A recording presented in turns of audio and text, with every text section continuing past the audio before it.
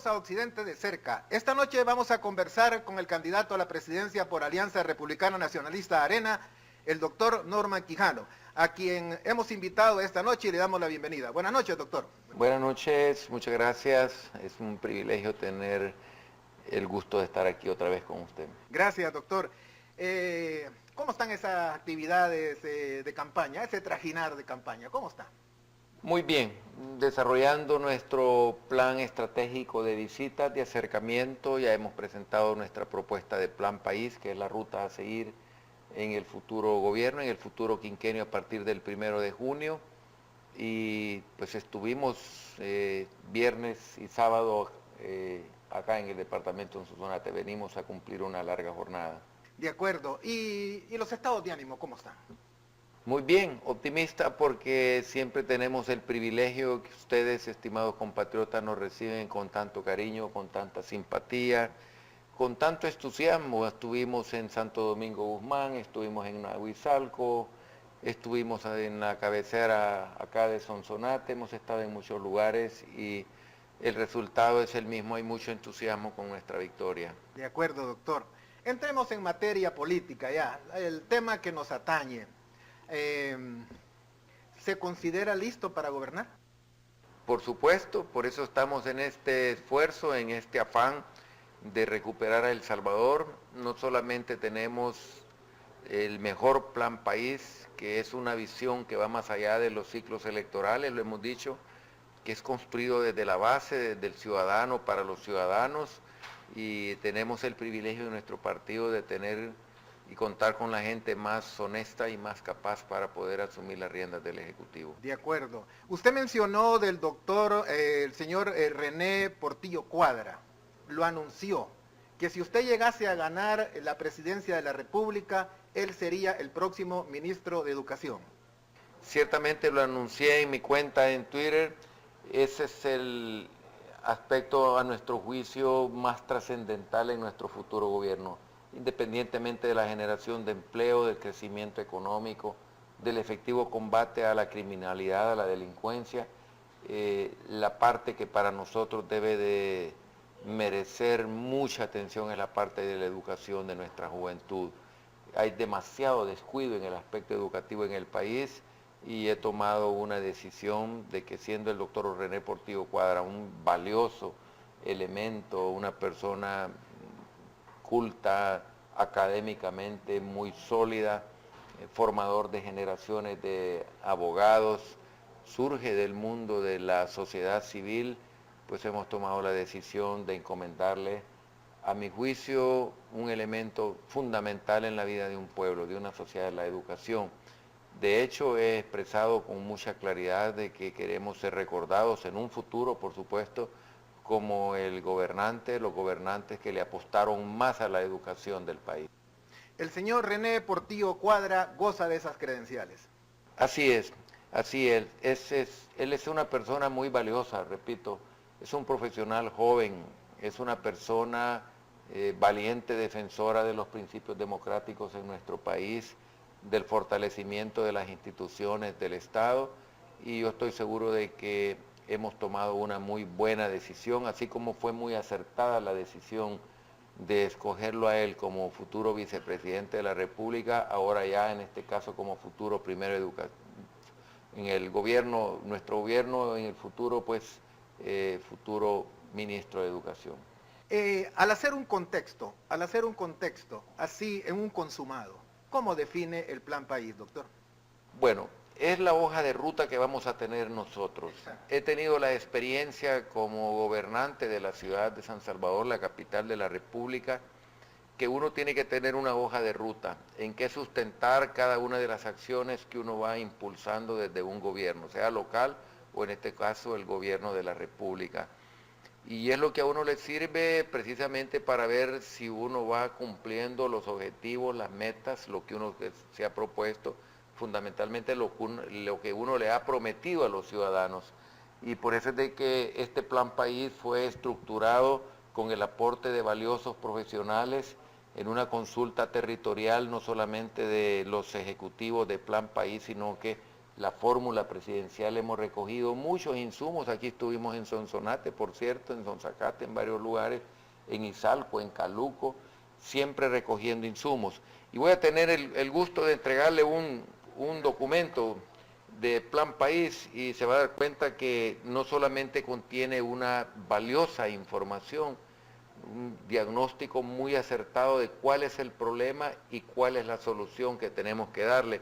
Está compuesto de 5 capítulos, le hago entrega para que pueda revisarlo, 5 capítulos de 20 ejes, 165 propuestas y 900 acciones. Es decir, si habla de cifras, pues menciona las cifras a qué es lo que vamos a aspirar en cuanto a crecimiento económico, generación de empleo, proyectos de vivienda, etcétera.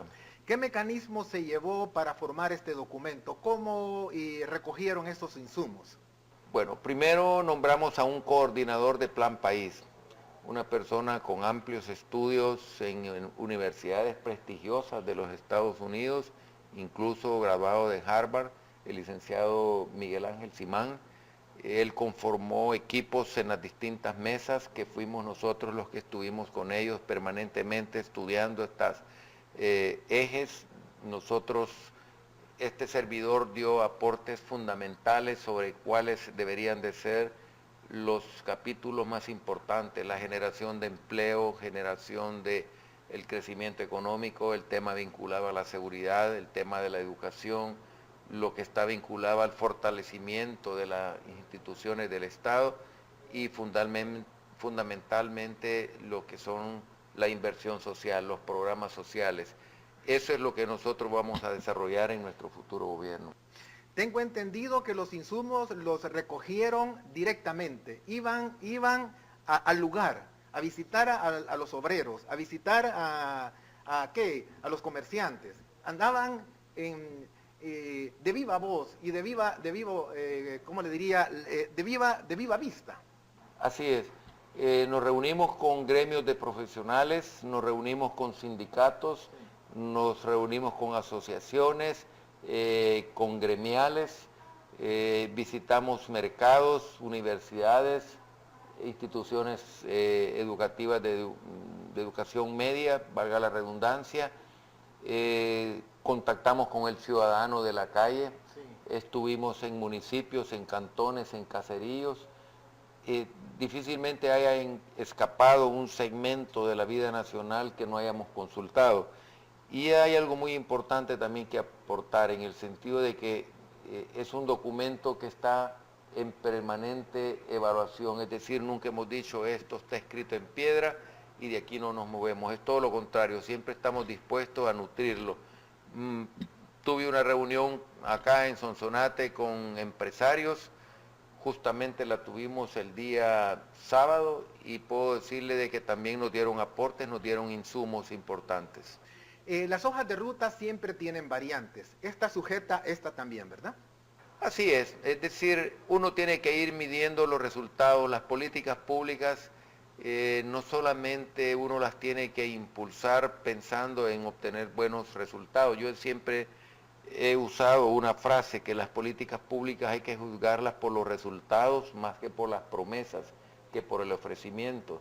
Y hay que tener un monitoreo y control. Yo recuerdo unas palabras que me dijo en una ocasión el expresidente de Colombia, el doctor Álvaro Uribe. Me dijo: Norman, es importante en un gobierno, tanto tú como alcalde de la capital de la República, como futuro gobernante, él llama macrovisión y micromanejo.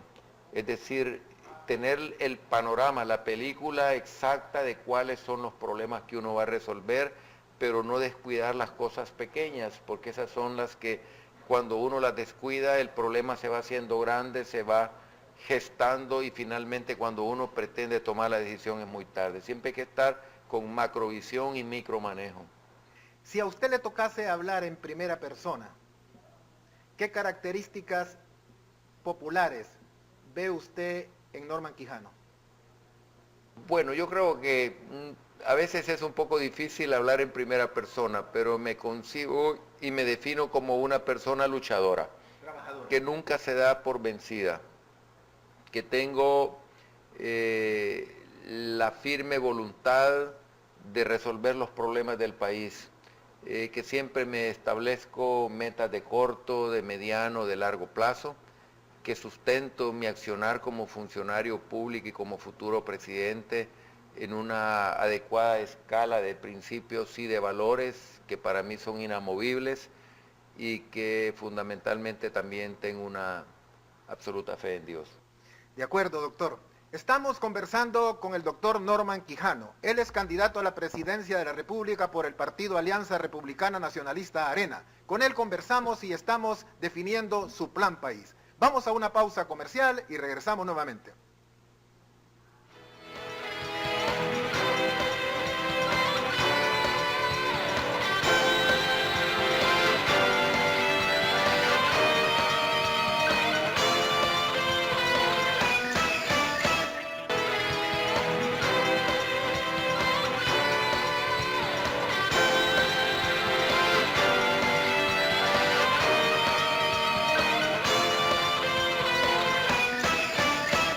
Continuamos con Occidente de cerca. Estamos conversando con el doctor Norman Quijano.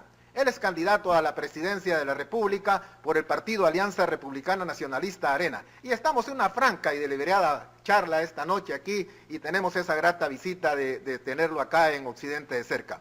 Doctor, desglosemos el plan país. Desglosémoslo así en ejes. ¿Cómo no? Con gusto.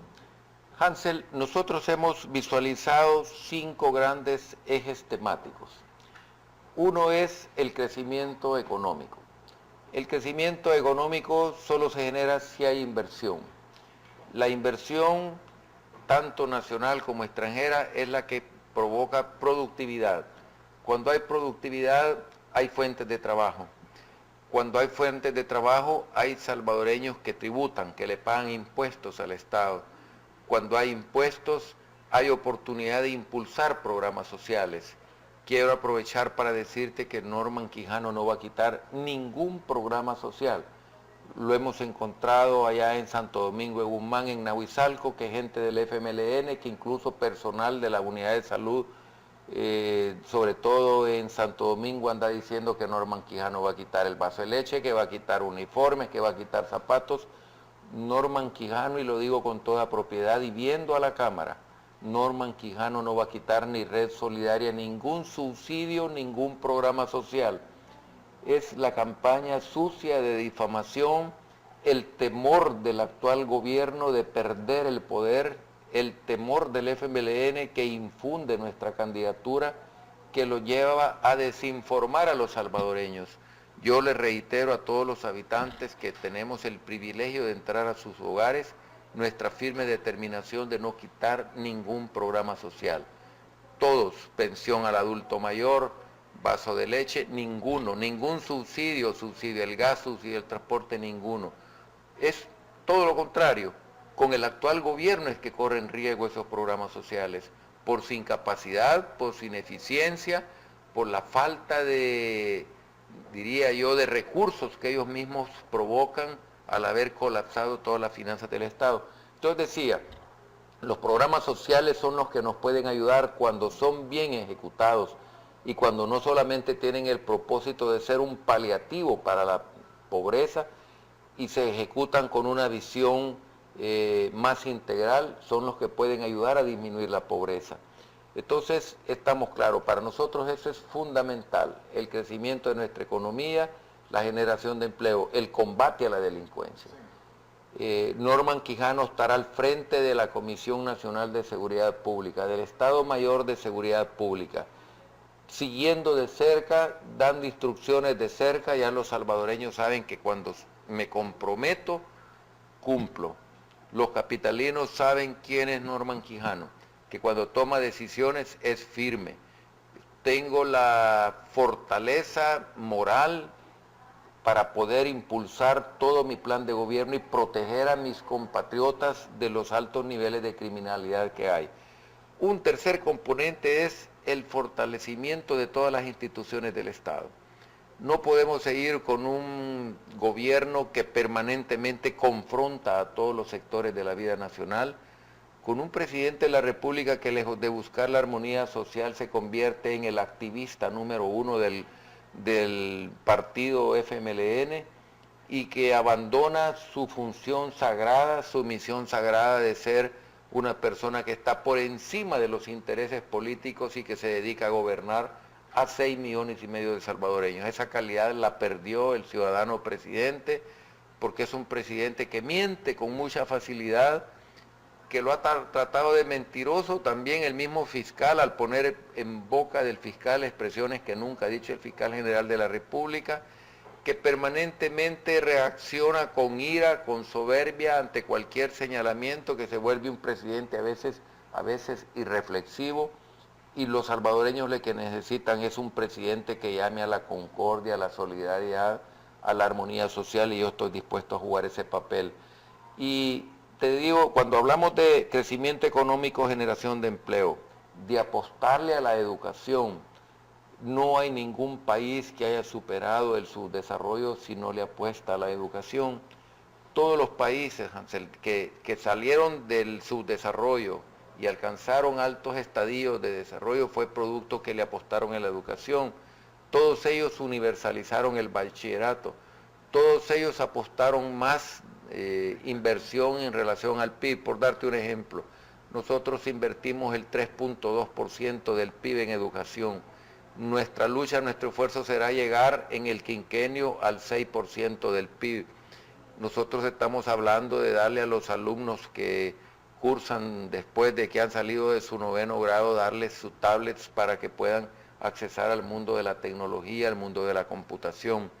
Nosotros hemos hablado de la importancia de disminuir la repitencia escolar, de estimular a los maestros con adecuados planes de estudio, con planes de superación, de incentivo a la superación, para que los estudiantes tengan la oportunidad de recibir el pan del saber de gente no solamente motivada, sino que también profesores bien capacitados. Nosotros hemos hablado de recuperar la dignidad del espacio físico a donde estudian nuestros jóvenes. Están las escuelas totalmente, el ministro Sánchez Serén las dejó totalmente desarticuladas. Los últimos 3 años los alumnos han sido reprobados en la PAES. Tienen un promedio de 5 de nota los estudiantes de las instituciones públicas. Usted, estimado padre de familia o madre de familia, usted manda a sus hijos a la institución educativa para que aprendan, para que se superen, para que adquieran conocimientos, habilidades y destrezas para poderse superar en la vida. No los manda para que los estén reprobando. Y si los están reprobando es porque el gobierno no está haciendo los esfuerzos debidos para que esa enseñanza sea efectiva a la hora de recibirla a los alumnos. Entonces nosotros vamos a apostar en este tema, en educación. Al igual que he dicho programas sociales, al igual que he dicho el tema de la seguridad, el crecimiento económico. El crecimiento económico, Hansel, lo vamos a fundamentar en principios, diría yo, que no se pueden subvertir. Primero, apoyar ese crecimiento a través de la generación de confianza.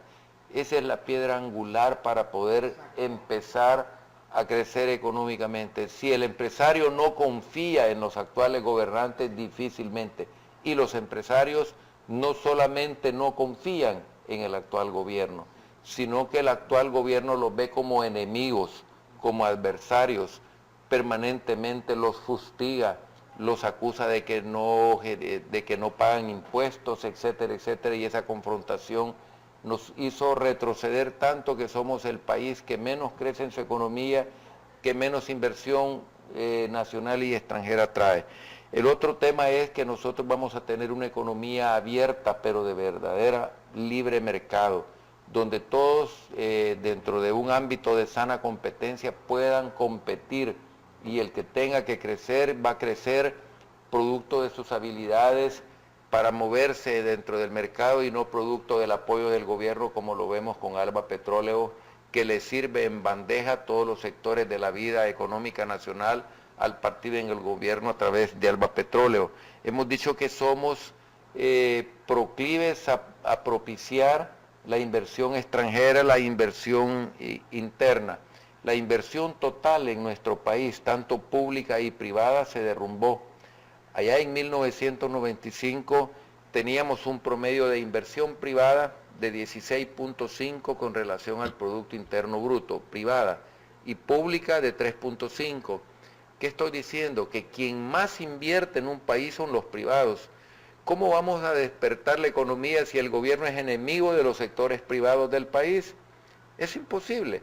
Eso es lo que teníamos allá por 1995. Ahora en el 2013 tenemos una total de inversión pública y privada que difícilmente supera el 14% del PIB, ambas. Entonces no hay promoción de verdadera inversión pública porque el gobierno, por su misma incapacidad, por su misma burocracia, no permite que los distintos actores económicos dentro del aparato del Estado funcionen, y la ejecución presupuestaria de las distintas carteras del Estado es muy pobre. Finalmente terminan transfiriendo los recursos a Casa Presidencial, que uno no sabe dónde se van esos recursos, porque una vez que llegan a Casa Presidencial desaparecen de la vista de los ciudadanos. Entonces nosotros somos pro inversión nacional y extranjera. El otro tema para nosotros importante es la austeridad. Hemos dicho que 38 medidas vamos a aplicar desde el primer día que lleguemos. Ese plan de austeridad, Hansel, nos va a propiciar diría yo, un ahorro de 150 millones de dólares. Algunos ejemplos que vamos a quitar. Esas enormes caravanas de 15, 16 vehículos siguiendo al presidente o siguiendo a ministros de Estado. Eso es innecesario. Vamos a suprimir todos aquellos viajes que sean innecesarios los 2 primeros años del gobierno. Vamos a prohibir todo tipo de fiestas usando recursos del Estado. Hemos dicho que vamos a prohibir la remodelación de oficinas, porque lo que sucede es que cuando llega un nuevo ministro, un nuevo gobierno, el ministro llega y dice, no me gusta este escritorio, no me gusta este aire acondicionado, voy a cambiar la alfombra, voy a quitar esta pared, voy a hacer aquí, voy a hacer allá, y finalmente todos hacen lo mismo, presidentes de autónomas, gerentes, ministros, y al final son millones de dólares que se van. Vamos a entrar en un verdadero plan de austeridad, incluso de austeridad hasta en el gasto de energía. Vamos a girar una circular que aparatos de aire acondicionado estarán encendidos nada más entre las 10 de la mañana y las 3 de la tarde. Después de esa hora se apagan aparatos de aire acondicionado, un verdadero ahorro en combustible, en viáticos, en gastos innecesarios, que repito nos va a permitir una economía de 150 millones de dólares por año. De acuerdo, doctor. Vamos a proseguir en el próximo bloque, continuando con el plan de país, porque está interesante, pero 30 segundos antes de que nos vayamos. El plan de austeridad, pero en otro orden. La austeridad. Ahora bien, los estadistas, en un momento dado, lo primero que han hecho un estadista a través de la historia es irradiar confianza entre la población, lo que usted acaba de mencionar. Eso es fundamental, Hansel. Eso es fundamental. Si el gobierno que llega, si las credenciales de la persona que llega a gobernar no son las más idóneas, y mira tú cuáles son los adversarios. El señor Sánchez Serén con un historial muy cuestionado, bochinchero en su etapa de juventud, ¿verdad? Persona violenta desde su juventud, con una larga historia de personas que sucumbieron ante su fanatismo ideológico y que entregaron su vida producto de las decisiones de este señor. Pero por si eso fuera poco, una persona que maltrata y que pisotea y quema la bandera de los Estados Unidos, donde hay 2,5 millones de compatriotas. Recuérdate que hubo un alcalde que se la entregó allá en Nueva York y después le pidió disculpa al pueblo norteamericano cuando le dijeron a quién le había entregado la bandera de los Estados Unidos, y tenemos 2,5 millones de compatriotas. Pero por si eso fuera poco, en su pasado reciente, ministro de Educación que abandonó la educación del país y la dejó destruida. Entonces, los salvadoreños estoy seguro que van a juzgarnos a nosotros más que por nuestras palabras, por nuestra trayectoria de vida. De acuerdo, vamos a hacer una acotación y proseguimos, doctor, en el próximo bloque. Vamos a una pausa comercial y continuamos con el doctor Norman Quijano.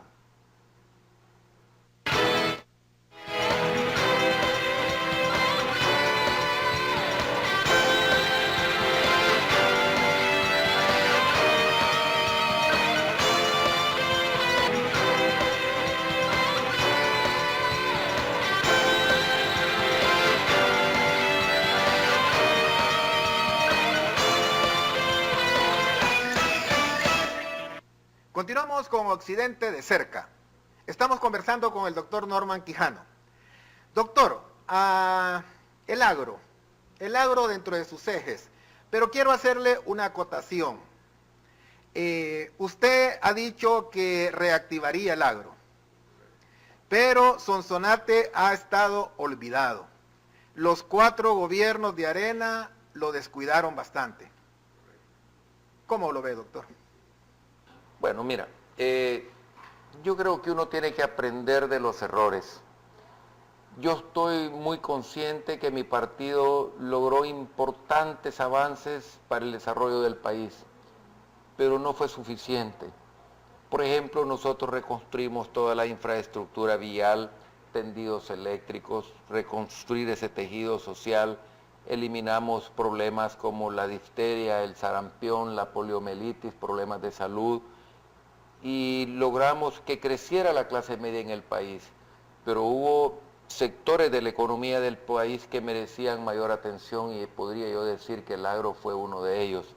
Entre otros sectores de la vida nacional, siempre hay mucho que hacer a la hora de administrar un país y nosotros estamos dispuestos no solamente a rectificar lo que haya que rectificar, y yo siempre digo, vamos a hacer lo que nunca hicimos, corregiremos lo que se hizo mal y continuaremos haciendo lo que se haya estado haciendo bien. El agro es importantísimo. Seguimos siendo un país en esa materia, diría yo, muy dado a lo que es la agricultura, ¿verdad? Fundamentada su economía en la agricultura. Hay una transición importante. En la época de los 70, más del 50% de los salvadoreños vivían de la agricultura. Sí. Y quizás un 20-25% de los servicios. A partir de ahí, por el 1990 al 2000 para acá, se ha dado una transición. Ahora más del 60% de los salvadoreños viven de los servicios y es menos la cantidad de salvadoreños que viven de la agricultura. Al igual, la población ha ido migrando. Antes había mayor población en las zonas rurales, ahora es a la inversa, el 65% de la población salvadoreña vive en los núcleos urbanos, pero reitero, la agricultura sigue siendo fundamental por la generación de fuentes de trabajo y la sostenibilidad de lo que es la canasta alimenticia.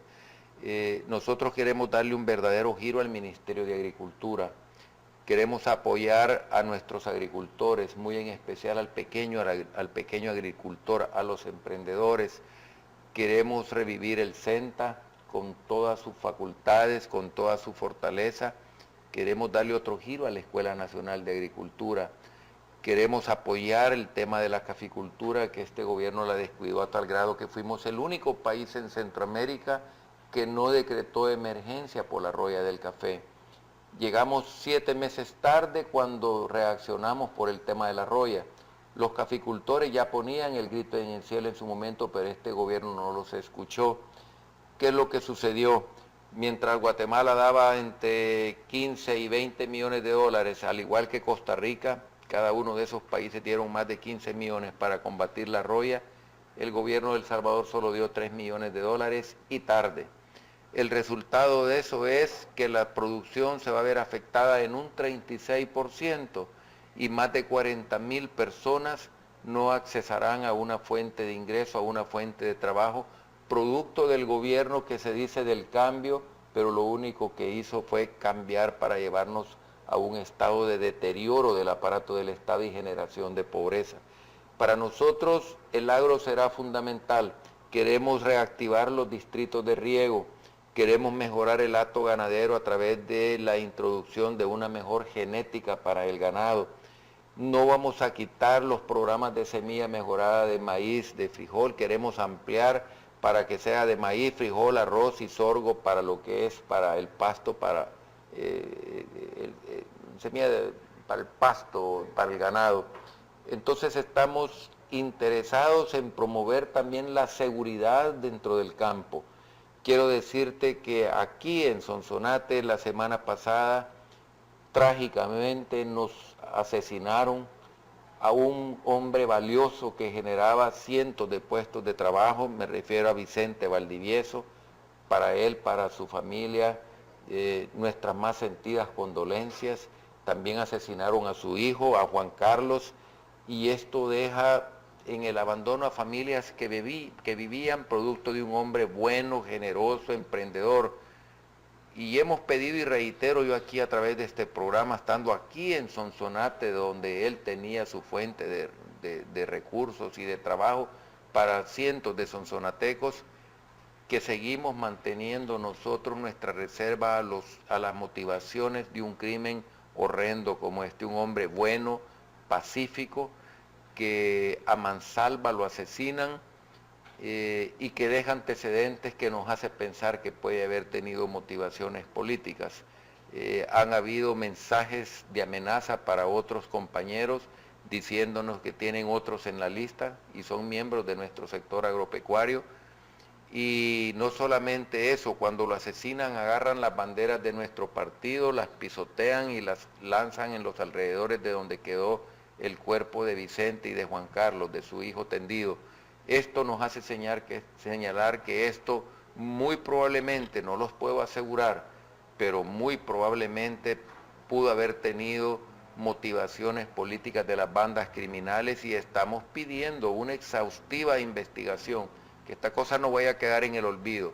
Es una vida productiva la que cercenaron de un hombre bueno, honesto, trabajador, un amoroso padre de familia, un excelente esposo, un salvadoreño de bien, y los sonsonatecos deben de exigir también que este tipo de hechos que se producen por la incapacidad de un gobierno para generar mejores condiciones de seguridad no se sigan dando. Doctor, en otro orden de ideas, en otro orden de detalles, voy a hablarle en un lenguaje criollo, autóctono, muy nuestro, en un lenguaje muy nuestro. En términos populares, estamos reventados económicamente. Los salvadoreños estamos estirados económicamente. ¿Cómo le va a hacer, doctor, para salir de esta crisis? ¿Cómo le va a hacer? Ya hemos dado algunos avances, hemos dicho austeridad, eso es importante.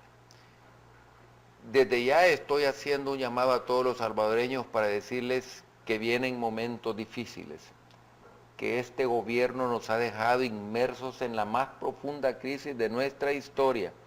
Me atrevo a decir que en una crisis peor que se dio al salir del pasado conflicto armado.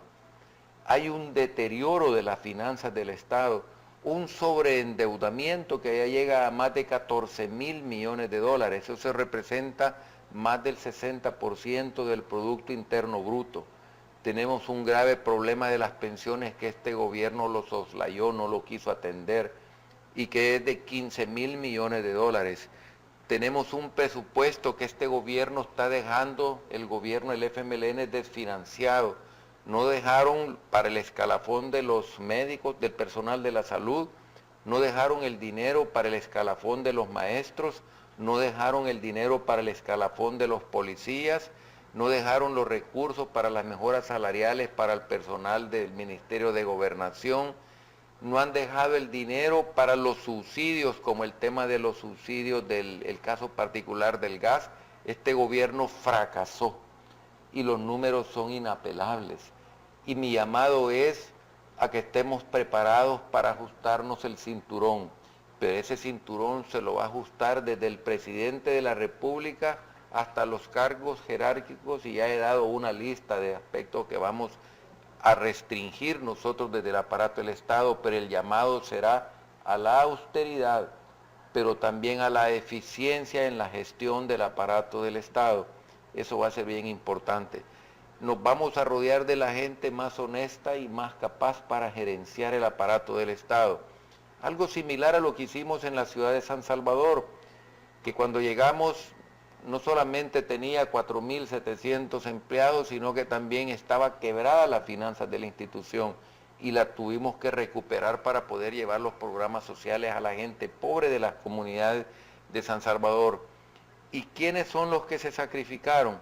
Los que se sacrificaron fueron los altos ejecutivos de la alcaldía, empezando por el alcalde, este servidor, que nunca se subió, nunca, un centavo de su salario, y que terminó siendo el alcalde de menor salario a nivel nacional, diría yo, a nivel nacional, porque un salario ni tan siquiera compensado con muchos municipios pequeños, pero lo hicimos con el propósito de dar el ejemplo. Yo creo que para poder exigir, tiene que tener uno la solvencia moral para exigir. Yo no podía exigirle a los gerentes de la alcaldía austeridad y que se sacrificaran sin incrementos de salario y el alcalde subiéndose el salario. Entonces, si predicamos con el ejemplo en la alcaldía, con el ejemplo vamos a predicar. No vamos a sacrificar a la gente humilde y pobre, sencilla, que tiene modestos salarios. Nos vamos a sacrificar congelando salarios de los altos ejecutivos del aparato del Estado, empezando por el presidente de la República, pero no solamente salario, todo lo que te he dicho, que vamos a suprimir aquel viaje que represente una erogación onerosa para el aparato del Estado y que al final de cuentas se va a convertir en un viaje de placer, de turismo, y que no va a dejar ningún beneficio para el país, será suprimido. Y he hablado de todos los aspectos donde nosotros nos vamos a tener que ajustar el cinturón y el llamado a la confianza y a la esperanza, que por muy oscura que sea la noche en que nos han metido estos señores, siempre hay la oportunidad de tener un claro y brillante amanecer. De acuerdo, doctor.